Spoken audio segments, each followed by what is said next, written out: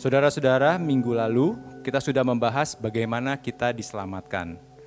Dan kita sudah belajar kalau kita diselamatkan hanya lewat iman kepada Yesus Kristus dan kematiannya di atas kayu salib yang menebus dan menggantikan manusia. Katekismus kita hari ini akan membahas lebih detail apa itu iman kepada Yesus Kristus. Saudara-saudara, kalau kita mengatakan kita memiliki iman kepada Yesus, maka pertanyaannya adalah Yesus Kristus yang seperti apa? Apakah Yesus Kristus yang diceritakan pada kabar baik Injil? Tentu jawabannya ya. Tapi apa hanya itu saja? Jawabannya tidak. Karena keseluruhan Alkitab kita yang terdiri dari 66 kitab, termasuk diantaranya 4 Injil, semuanya merujuk kepada Yesus Kristus. Dengan demikian, iman kepada Yesus Kristus tidak bisa kita lepaskan dari mengakui kebenaran firman Tuhan secara keseluruhan. Kita mengakui bahwa segala sesuatu yang Allah pernah wahyukan di dalam firman-Nya adalah benar. Dan kita mengakui bahwa kebenaran dari keseluruhan firman Tuhan dalam Alkitab adalah mutlak. Iman kepada Yesus Kristus juga memiliki arti percaya kepada Yesus Kristus seperti apa yang dinyatakan kepada kita di dalam Injil. Artinya apa? Artinya kita percaya kalau Yesus Kristus adalah satu-satunya jalan untuk manusia bisa kembali berelasi dengan Allah. Kita percaya kalau Yesus adalah wujud nyata kebenaran Allah dan firman Allah yang menjadi manusia. Dan kita percaya bahwa Yesus adalah satu-satunya sumber kehidupan kekal. Dengan kata lain, kita percaya kalau Yesus Kristus adalah satu-satunya perantara yang dapat membawa kita kembali kepada Bapa di surga dan tidak ada yang lain. Saudara-saudara, mengakui kebenaran akan Yesus Kristus seperti yang tertulis di dalam firman Tuhan dan percaya kepada Yesus Kristus, sayangnya belum menggambarkan sepenuhnya iman kepada Yesus Kristus. Mengapa demikian?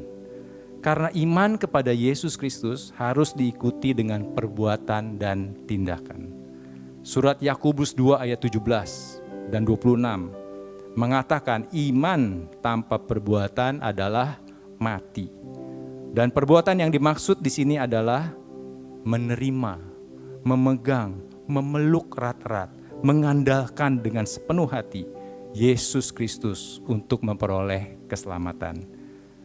Tanpa tindakan yang nyata, maka percaya kita adalah sia-sia dan menjadi sama dengan tidak percaya.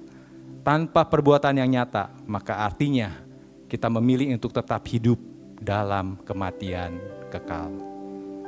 Gambaran sederhananya adalah ketika seseorang yang tidak bisa berenang tenggelam.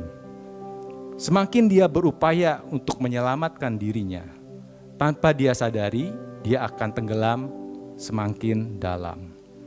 Dan ketika ada orang yang menghampirinya dan menawarkan untuk memberi pertolongan, dia punya dua pilihan.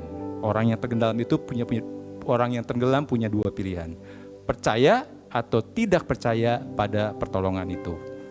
Kalau percaya, maka dia harus menerima dan mengandalkan pertolongan orang itu dengan sepenuh hati dan membiarkan dirinya ditolong. Kalau dia masih berupaya menyelamatkan dirinya, maka dia sebenarnya tidak percaya dan lebih memilih untuk tenggelam. Saudara-saudara, iman kepada Yesus Kristus dimulai ketika Tuhan membuka hati dan pikiran kita akan seberapa berdosanya kita di mata Tuhan. Dan akan seberapa tidak sanggupnya kita untuk menyelamatkan diri kita sendiri. Sehingga kita perlu menerima dan mengandalkan Yesus Kristus sebagai juru selamat kita. Selama kita masih merasa sanggup, maka iman itu tidak ada pada kita. Dan tanpa iman, kita tidak bisa memperoleh keselamatan.